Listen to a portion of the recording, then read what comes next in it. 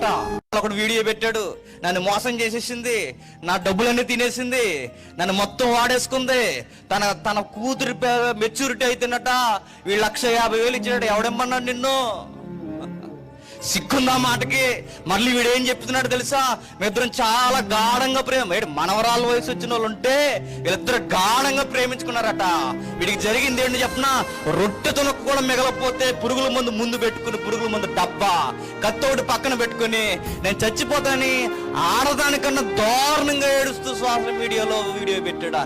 సిగ్గుందా అంటే ఆ పనులు చేస్తున్నవాడు బుద్ధి శూన్యుడు, ఫూల్. అందపై వాడు ఏం చేస్తున్నాడు వాడికి ఏమీ అర్థం అవుతుంది, ఏం ఆలోచిస్తున్నాడో ఏమీ అర్థమవుతుంది.